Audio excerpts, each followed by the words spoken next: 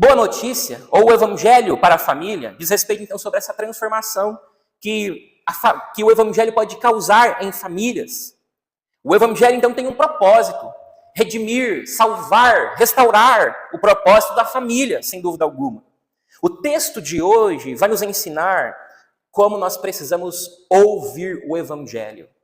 Por que nós precisamos ouvir as boas novas para a família, as boas novas aplicadas à família. E eu começo esse sermão com uma curiosidade.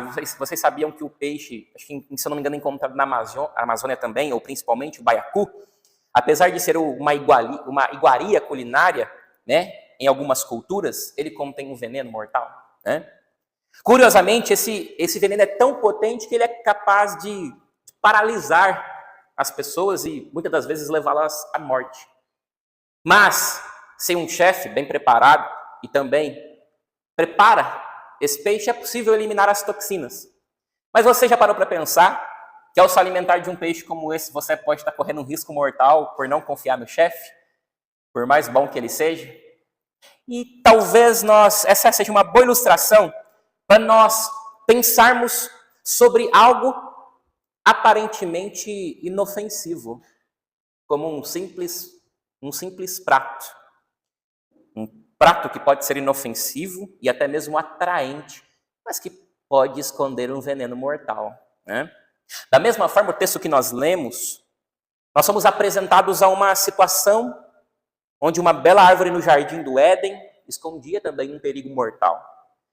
E isso não era uma questão de culinária, mas sim de vida ou morte espiritual. E hoje, então, nós vamos explorar a maldade de Satanás na narrativa da queda do homem. E assim como o veneno do baiacu, sem dúvida alguma, as palavras de Satanás, elas parecem inofensivas. Você será como Deus, né? Conhecedor do bem e do mal. Ela é inofensiva, o convite é atraente, mas trouxe consequências devastadoras para a humanidade. O episódio da queda, ele é, pelo menos até o versículo 7, esse episódio narra 3 características que acontecem aqui e que fazem parte do modo como o homem cai em pecado. Do modo como o homem, do modo como a humanidade, e por que não dizer do modo como aquela primeira família cai em pecado, pela sedução da tentação. Na história da queda do homem, Moisés começa apresentando o personagem. Parece que essa é a intenção que Moisés nos leva a querer que nós prestemos atenção primeiro nesse personagem que aparece. Por quê? Porque o versículo 1, acompanhe comigo na sua Bíblia, diz assim: mas a serpente, mais sagaz que todos os animais selváticos que o Senhor Deus tinha feito. Por que a impressão que dá é que Moisés ele quer chamar a nossa atenção? Justamente por causa desse mas, né? A narrativa do capítulo 2, que vai até o versículo 25, trata do quê? Trata do status que Adão e Eva tinham como humanidade plena e sem pecado. Se você ler o verso 25, o texto vai dizer que eles estavam nus e não se envergonhavam. O versículo do verso 25 do capítulo anterior a esse, diz isso. E agora Moisés está dizendo assim, ó, mas a serpente mais sagaz que todos os animais selváticos que o Senhor Deus tinha feito. Mas o que é a sagacidade da serpente tem a ver com o estado de não se envergonhar, com o estado de nudez e santidade expressas no casamento. O que isso tem a ver com a sagacidade da serpente criada por Deus? É simples. A serpente é qualificada como sagaz, ou seja, característica usada para fazer contraste entre o estado original de Adão e Eva, eles estavam nus e não se envergonhavam, descrito no versículo 25. Ou seja, a nudez explica um estado de santidade aonde não se sentia vergonha ou malícia sexual entre o casal, e essa condição do casal atestava a relação de santidade deles com Deus. Já a serpente, em contraste, ela é sagaz, ou seja, maliciosa. Talvez aqui, não agora, nessa apresentação, nesse período que a história está sendo contada, mas ela também é sagaz no sentido de uma criatura que sabe se valer das circunstâncias. Que contrasta com um estado de pureza e o outro, estado de malícia. O sentido mais natural para mim, aqui nessa explicação das características, das qualidades da serpente, é que por ser a serpente a mais, o texto diz assim, que a serpente era a mais sagaz dos animais selváticos que o Senhor tinha criado. Por essa ser uma característica da própria serpente, ela vai ser usada como símbolo, ou vai ser usada como um instrumento de Satanás, para simbolizar então a maldade, a malícia de Satanás. E aqui está o contraste. No verso 25 do capítulo 2, a plenitude de santidade entre o homem e Deus, entre o homem, entre o casal, Adão e Eva, e o próprio Deus. Mas agora inicia-se uma nova narrativa, onde um novo personagem é introduzido. E esse personagem, ele então, é Satanás, que tem como característica malícia, sagacidade, que olha para as circunstâncias como quem avalia uma situação para o seu próprio bem. Satanás, ele usou então aqui para o mal no diálogo da tentação, enquanto Adão e Eva permaneciam puros, a maldade de Satanás é simbolizada pela sagacidade da serpente. Então, Moisés nos apresenta esse novo personagem que aparece na narrativa da queda. E agora que ele descreveu as características de Satanás simbolizadas pela serpente, agora que nós conhecemos o caráter desse novo personagem, caráter que contrasta com a situação de Adão e Eva, nós vamos ver propriamente dito a história da queda, como que se deu a queda do homem. E nós vamos conhecer também as ações malignas de Satanás, conforme diz o texto. Independência. Independência é a artimanha que Satanás usa para tentar Eva. A promessa de que Eva será um ser autônomo, no sentido de que ela não responderá.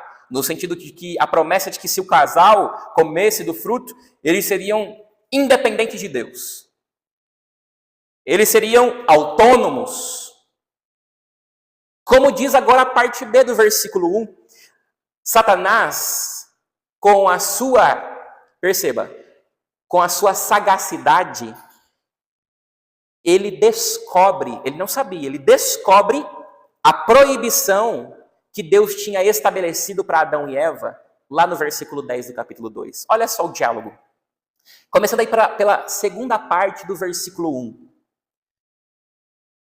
A serpente disse à mulher: é assim que Deus disse? Não comereis de toda árvore do jardim? Olha como ela cria uma artimanha, como Satanás é ardiloso, né? Ele está perguntando: vocês não podem comer de toda árvore que está no jardim? Ele sabe que não é. Ele só quer descobrir de qual árvore eles não podem comer. Olha só o que o texto diz. Verso 2. Respondeu-lhe a mulher: do fruto das árvores do jardim podemos comer. Mas do fruto da árvore que está no meio do jardim, disse Deus: dele não comereis, nem tocareis nele, para que não morrais. Agora Satanás sabe já qual é a árvore que eles não podem comer. Olha só. Não são. Ela responde, olha aqui. Parece uma criança, né? Que simplicidade de Eva. Não são não é toda árvore não, tem uma específica. É aquela ali, ó. É mais ou menos o que ela falou para Satanás, aquela árvore ali, ó, que eu não posso comer, viu? Todas eu posso, aquela ali Deus proibiu. Olha só, né? Mas somente uma, a do meio do jardim, essa não pode, porque essa representa a morte. Desobediência a Deus é morte. Então vale ressaltar aqui que essa árvore do conhecimento do bem e do mal, ela estava junto com a árvore da vida. A árvore da vida estava no meio do jardim do Éden também, como relatado na aliança que Deus faz com Adão, lá no versículo 9 do capítulo 2 de Gênesis. Ele diz assim, ó, lá no capítulo 2, versículo 9, do solo fez o Senhor Deus brotar toda sorte de árvores agradáveis à vista e boas para alimento. E também a árvore da vida no meio do jardim. Olha aí, ó. A árvore da vida estava no meio do jardim. E a árvore do conhecimento do bem e do mal, elas estavam juntas. Por quê? Porque elas são símbolos da aliança que Deus fez com Adão. Aquilo que Adão escolhesse seria então a retribuição que Deus daria para ele dentro do pacto que ele fez. Se Adão obedecesse a Deus, não tocando e comendo do fruto da árvore do bem e do mal, ele ganharia o quê? Aquilo que a árvore da vida representa, vida. E do contrário, já foi narrado por Eva. Desobediência. O que a desobediência gera? Morte. Essa era a aliança que Deus fez com Adão. Olha o que o verso 4 diz. 4 e 5. Agora que a serpente já sabe qual é a árvore que eles não podem comer, ela faz uma proposta. Então a serpente disse à mulher: é certo que não morrereis, porque Deus sabe que no dia em que dele comerdes, se vos abrirão os olhos. E como Deus, sereis conhecedores do bem e do mal.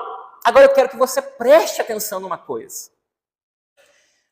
Satanás, ele não necessariamente mente nessa última promessa. Porque realmente, se eles comessem do fruto, eles seriam conhecedores do bem e do mal. É verdade. Só que eles seriam conhecedores do bem e do mal na prática. E como se é conhecedor do bem e do mal na prática? Praticando o mal.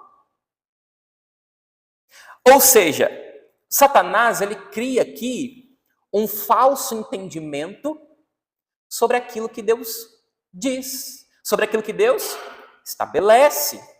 Eles realmente conheceriam o bem e o mal, mas eles conheceriam o bem e o mal por praticarem o mal. Satanás, ele é sagaz. Em Gênesis 2:25, quando diz que Adão e Eva estavam nus e não se envergonhavam, o propósito da serpente é atacar essa condição de santidade. Para isso, então, primeiro, Satanás ele atribui a Deus erro, dizendo: é certo que não morrereis. Deus diz: se vocês tocarem e comerem no fruto do bem e do mal, da árvore do bem e do mal, vocês vão morrer.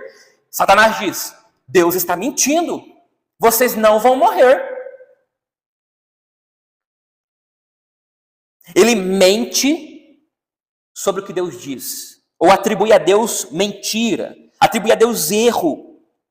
E ele também mente sobre o tipo de conhecimento, ou a natureza do conhecimento que Adão e Eva iriam adquirir se eles tomassem e comessem do fruto. Eles iriam conhecer o bem e o mal, como eu disse, mas eles iam conhecer o bem e o mal por praticarem o mal. Eles realmente se tornariam conhecedores do bem e do mal ao comer do fruto, e isso ocorre pela própria experiência de praticar o mal, em vez de adquirir um conhecimento divino, como Satanás insinuou. Autonomia, o desejo de ser independente de Deus, é o modo como Satanás conquista o coração de Eva. E todos nós queremos ser pessoas independentes. Para os mais jovens, a lei de Deus prende. A lei de Deus não te deixa viver a vida. Essas são as mesmas palavras de Satanás falando para você.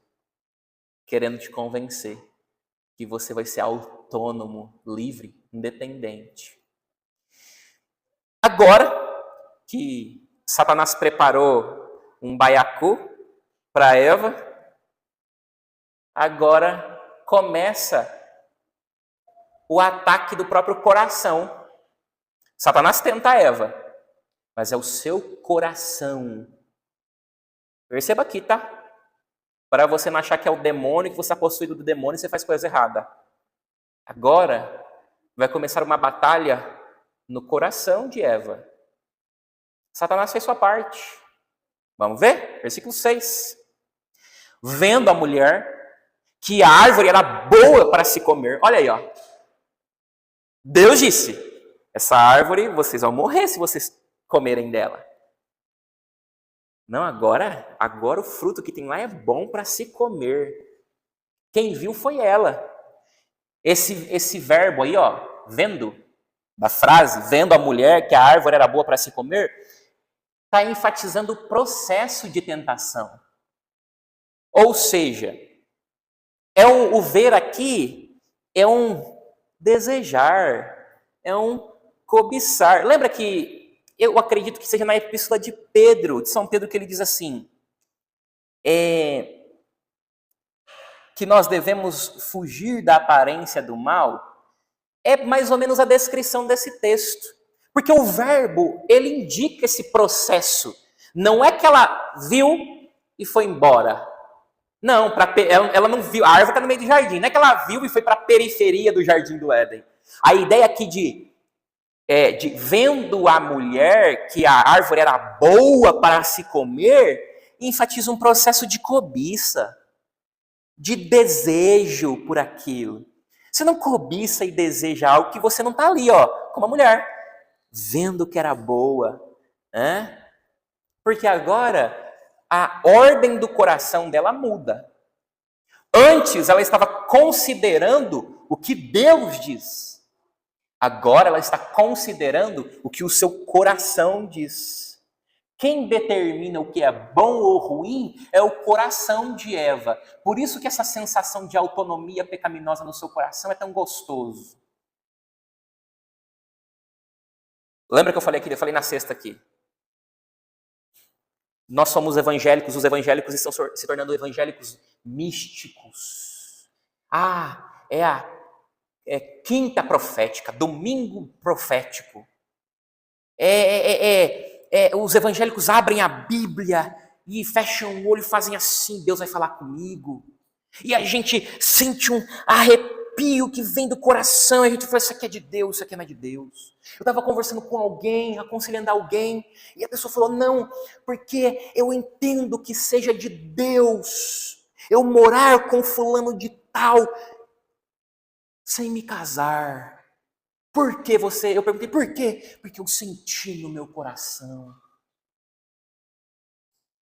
Nós estamos dando valor por sermos evangélicos místicos, achando que a vontade de Deus está escondida. Vai abrir a porta. Se aquela porta abrir é de Deus, se não abrir é de Deus. Qual casa eu tenho que mudar? Se Deus abrir a porta para aquela casa, é aquela casa. Isso é misticismo. Isso é misticismo. Você não é do candomblé, você é cristão. Você é cristão. A palavra de Deus está toda a vontade dele. Mas nós damos ouvidos aqui, ó, no nosso coração, ao arrepio que nós sentimos.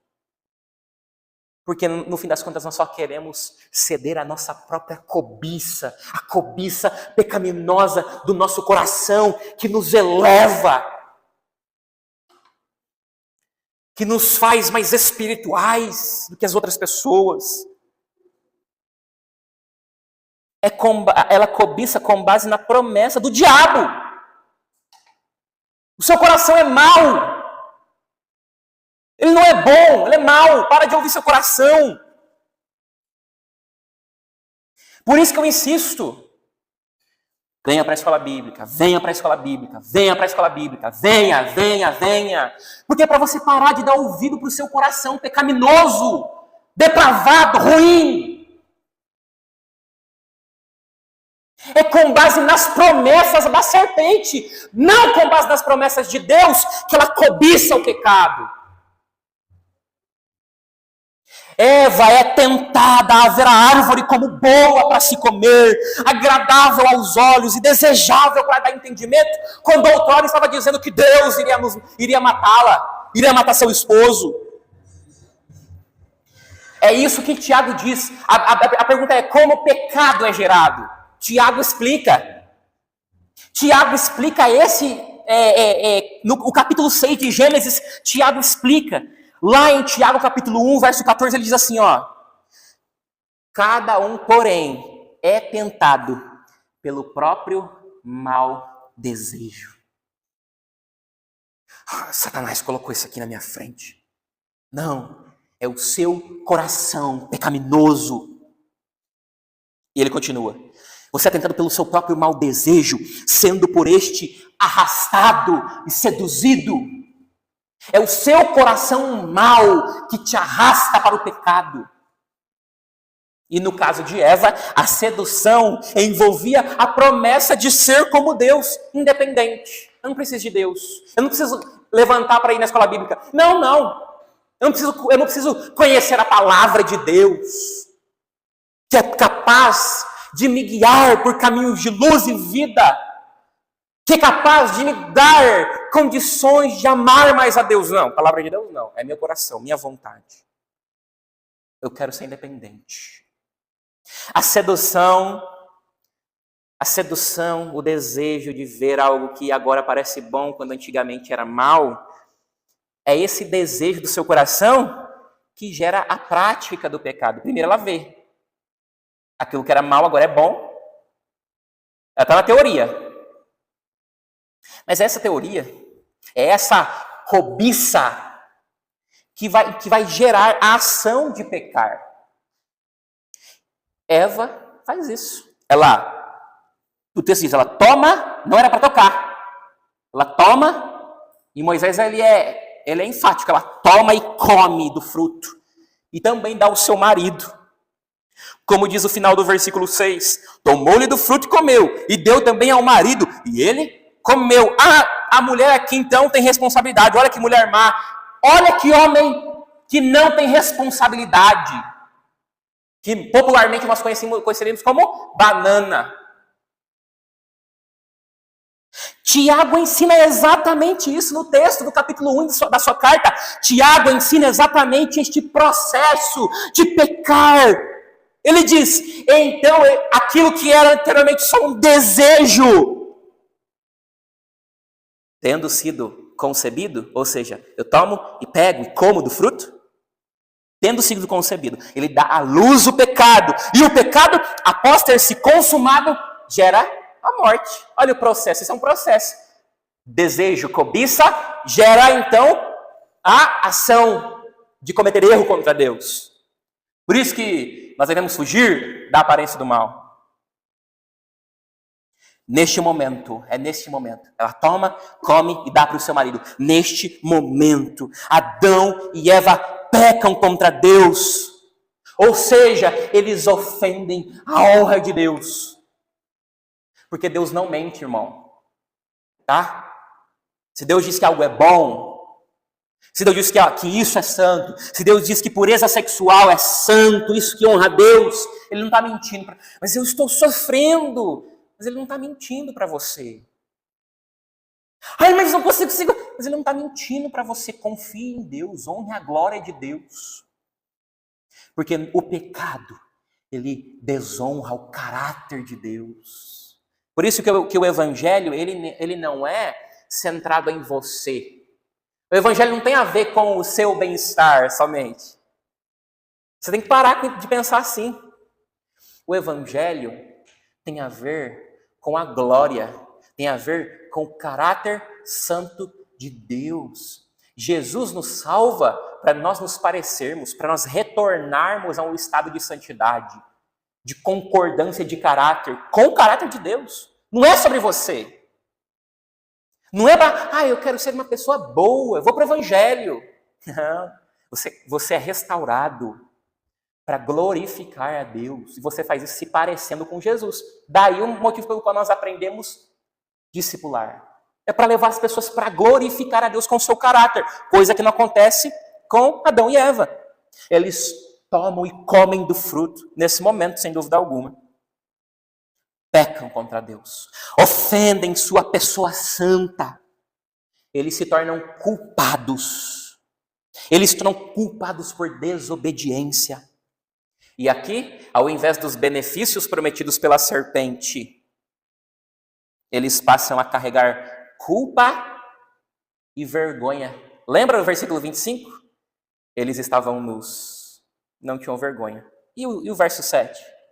E diz, capítulo 3, abriram-se então os olhos de ambos, e percebendo que estavam nus, coseram folhas de figueira e fizeram cintas para si. Porque agora eles sentem culpa e vergonha por terem manchado o caráter santo de Deus. Aqueles que anteriormente estavam nus como sinal de pureza diante do Senhor, agora estão envergonhados, porque é aí que o pecado nos leva. Sabe aqueles corações de pingente, de ouro? Na superfície são belos, mas você já viu naqueles filmes que as pessoas usam? E dentro dele parece inofensivo, mas está cheio de veneno? Pois é, por fora ele é desejável, mas o que tem oculto dentro dele gera morte. Isso é o pecado, isso é a tentação do seu coração. A desobediência, meus irmãos, é a marca da queda do homem no seu relacionamento com Deus. E essa desobediência é a natureza rebelde do pecado. O pecado, ele é rebeldia diante de Deus. E essa rebeldia, essa sensação de que você pode ser independente, autônomo. E eu sempre volto para os jovens. Porque eles querem ser autônomos, eu quero ir para as festas. Eu quero, não é assim? Viver a vida. Tudo que Satanás deseja para nós é essa falsa sensação de que você está vivendo a sua vida. Essa característica de rebeldia, de autonomia, de sensação de autonomia, ela é imitada por todos nós. Toda a humanidade se comporta assim depois da queda. Inclusive agora no ambiente familiar. É assim, essa falsa sensação de que você é autônomo dentro da sua família. Por exemplo, nós em família passamos por tantos desgastes na vivência familiar que as frustrações familiares começam a ser a sua Bíblia. São as frustrações emocionais da sua família começam a ditar, elas começam a ser a sua regra de fé e prática. Elas começam a determinar como você deve reagir. Os padrões divinos para o nosso relacionamento familiar, nesse caso, eles já nem nos atraem mais. Nós, no ambiente familiar, chegamos a um estágio em que nós preferimos abraçar o abandono afetivo familiar, porque os propósitos de Deus de um relacionamento mútuo de satisfação já parecem distantes para nós. A vontade, os propósitos, o evangelho para a nossa família, não, essas coisas são impraticáveis, eu já não aguento mais. Eu estou frustrado. O que define o modo como você conduz a sua família, o modo como você vive, né, em família, não é os propósitos de Deus, mas é como a família tem te afetado, ou como você tem afetado a família. Famílias têm duvidado ou perdido as esperanças no plano de Deus para o seu lar. Satanás tem sugerido para você e sua família que a vontade de Deus são impraticáveis. E nós precisamos reconhecer isso como pecado. Nós precisamos entender que nós não precisamos abandonar os padrões de Deus. Satanás pode levar nossas famílias a acreditarem que não precisam perdoar uns aos outros. Satanás nos encoraja ao rancor, ao ressentimento nos relacionamentos familiares. É Provérbios 17:9 que diz: quem perdoa uma ofensa mostra que tem amor, Mas quem fica lembrando o assunto estraga a amizade. Encorajar rancor pode destruir relacionamentos familiares. E Satanás tem tentado fazer com que nossas famílias sintam uma falsa sensação de glória conquistada pelo poder de perdoar ou não perdoar. Eu perdoo meu familiar, eu perdoo o meu cônjuge, eu perdoo os meus pais ou não perdoo. Ó, como eu decido as coisas por mim mesmo. É isso que Satanás tem tentado te influenciar para fazer. Isso só gera a sua falsa sensação de glória própria. Como se agora você pudesse decidir o bem e o mal. Meus irmãos, você deve sentir nesse momento uma profunda tristeza por se comportar assim. Deus está nos confrontando. Você precisa se sentir triste diante dessas tentações que Satanás tem colocado no seu coração e na sua mente. Uma tristeza por ter um coração duro. Jesus fala, perdoai. É impraticável, não consigo. Seu coração é duro, duro, duro. Você abandonou a graça de Deus quando você não perdoa. Você banaliza, você negligencia a cruz de Cristo. É isso que você faz quando você não perdoa. Sinta tristeza por se comportar assim. Mude a sua postura. E se essa tristeza for segundo Deus, você será perdoado. Meus irmãos, para finalizar, eu estou certo de uma coisa. Não será a conduta do outro. Não será a conduta do outro que irá determinar que o evangelho entre na sua casa. Não vai ser a conduta do outro. Vai ser a sua conduta. Vai ser a nossa conduta. O evangelho vai raiar como o sol quando o seu caráter for mais parecido com o caráter perdoador de Deus. Não espere pelo outro. Mude o seu coração. Você tem flertado com o pecado? Você deixa ele marinar aqui dentro? Ele fica aqui marinando? Ou você perdoa logo? Hã? Como eu posso ver isso? Sabe quando o nosso coração é sorrateiro com o pecado? E quando o nosso coração está sempre controlado por alguma coisa? Ele está sempre controlado pelo rancor, ele está sempre controlado pela mágoa, ele está sempre controlado pela falsa sensação de glória, sempre controlado por alguma coisa, sempre controlado pela avareza, sempre controlado pelo orgulho. Esses são exemplos de como você pode avaliar como está seu coração, se ele tem cedido a Satanás ou se ele tem cedido ao próprio Deus. Porque aquilo que controla o seu coração é o que governa o seu comportamento. Como você tem se comportado? Porque a maneira com a qual você tem se comportado é aquilo que está sendo rei no seu coração. Deus tem sido o rei do seu coração? Ou as influências satânicas têm sido influência no seu coração? Qual Senhor você serve? Cristo que morreu na cruz por você? Ou a influência de Satanás? Mas cadê as boas novas? As boas novas para a família? As boas novas para relacionamentos frustrados? É Deus vindo ao nosso encontro por meio de Jesus. Porque no fim das contas, lembra da promessa depois da queda? A semente da mulher esmagaria a cabeça da serpente? O que é isso? É a promessa de que o Filho do Homem, Jesus Cristo, nasceria. E ele venceria aquilo que Adão e Eva, seus representantes, meu representante, não foram capazes de fazer. Ele venceria todas as coisas. Quando eu digo para você, pare com tal coisa, é porque eu entendo que você é salvo em Cristo Jesus. Porque o Filho do Homem, o próprio Deus, veio ao nosso encontro por meio de Cristo. Deus não está pedindo para você pagar.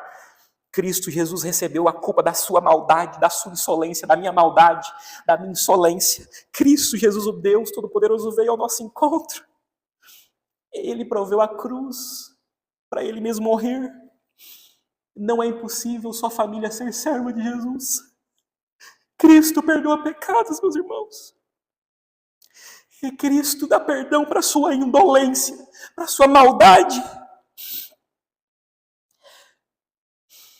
Ele faz isso recebendo nele a culpa por causa de você. Ele provê para você, não só suas boas obras, não é aquela culpa que você sente por não ser perfeito no seu lar, não é isso. É Cristo Jesus em você. É o caráter dele, é o sangue dele. Você não precisa fazer boas obras para ser salvo. Sua família não precisa ser perfeita para ser salva.